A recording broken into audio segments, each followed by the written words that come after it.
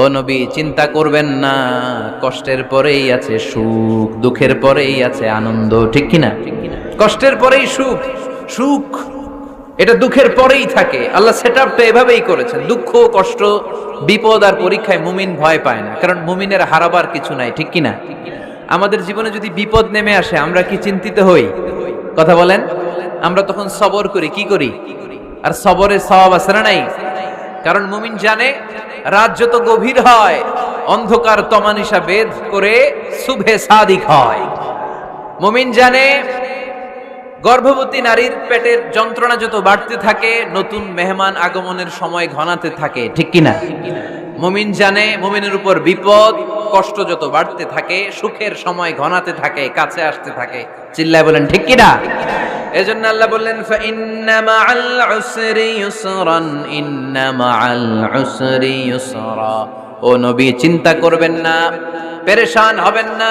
মাক্কি জীবনে আপনার দুঃখ কষ্ট, কিন্তু কিছুদিন পরেই মাদানী জীবনে আপনার জীবনে সুখ নামিয়ে দিবে কে? আপনার জীবনে আনন্দের বন্যা বইয়ে দিবে কে? মোটিভেশনাল সূরা, পেইন রিলিভিং সূরা। আপনি বিপদে পড়লেই এই আয়াত নিয়ে চিন্তা করবেন যে বিপদের পরেই আনন্দ আছে, কষ্টের পরেই দুঃখ আছে। সমস্যা যেমনি আছে, সমস্যার সমাধানও। কথা বলেন, সমস্যা যদি থাকে ওইটার সমাধান আছে না নাই? Allah never creates a lock without its key. Allah এমন কোন তালা বানায় নাই যেই তালার জন্য চাবি বানায় নাই। ঠিক কি না? তালা যদি বানায়, ওই তালার কি আছে? সমস্যা যদি থাকে, ওইটার কি আছে? এজন্য কষ্টের পরে আনন্দ, দুঃখের পরে সুখ, চিন্তা করার সুযোগ নাই। সবশেষ আল্লাহ গাইডলাইন দিলেন। প্রথম গাইডলাইন, ফাইদা ফারাগতা ফানসাব ওয়া ইলা রাব্বিকা ফারগাব। ফাইদা ফারাগতা ফানসাব।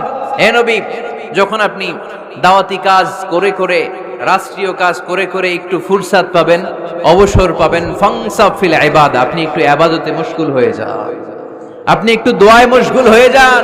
ওয়া ইলা রাব্বিকা ফারগাব, আর আপনার রবের দিকে মনোনিবেশ করুন। ব্যথা যদি পান, কষ্ট যদি পান, আমারে বলেন, অন্যরে বলেন না। কিন্তু আমরা ব্যথা পাইলে শেয়ার করি কোথায়? সবার আগে কি বুকে? ফেসবুক। কষ্ট পেয়েছি, দুঃখ পেয়েছি, কোথায় শেয়ার করি? কেউ যদি আমারে কষ্ট দেয়, আমি বদলা নিতে চাই। ঠিক কি না? কিন্তু ইসলাম বলে বদলা না নিয়ে বদলে দাও। কি করবেন? বদলা নিও না, বদলে দাও। আল্লাহর কাছে বল, বন্ধুর কাছে বলার আগে, স্ত্রীর কাছে বলার আগে, ফেসবুকে শেয়ার করার আগে, কষ্টের কথা শেয়ার করব কার কাছে? বিশ্বনবী সাল্লাল্লাহু আলাইহি ওয়াসাল্লাম আমাদেরকে এটাই শিখিয়েছেন। এই শিক্ষার মধ্য দিয়ে গোটা বিশ্বকে তিনি চেঞ্জ করে দিয়েছেন। তার নাম আওয়াজ করে বলতে হবে, তার নাম মুহাম্মদ সাল্লাল্লাহু আলাইহি ওয়াসাল্লাম। এই সূরা থেকে আমাদের জন্য শিক্ষা হচ্ছে, আমরা বিপদে আপদে সব সময় ভরসা রাখবো একজনের উপর। তিনি কে?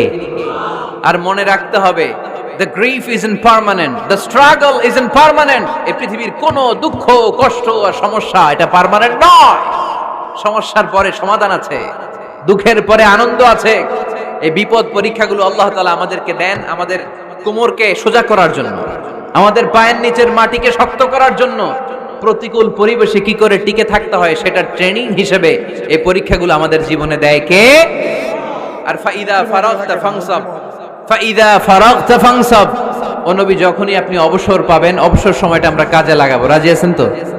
আমরা অনেক সময় অবসরকে কাজে লাগাই না, কিন্তু যখন খুব বেশি ব্যস্ত হয়ে পড়ি, তখন আমাদের মাথায় আসে, হায় রে, অবসর যদি কাজে লাগাইতাম, অবসরে পরীক্ষার পরে 3 মাসে যদি পড়তাম, আজকে ইউনিভার্সিটিতে চান্স পাইতাম। ঠিক কিনা?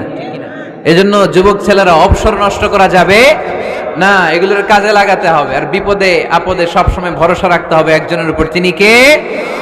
আজকের এই প্রোগ্রাম বাস্তবায়নে যারা সহযোগিতা করেছেন, তাদের সবাইকে আমি শুকরিয়া জানাই।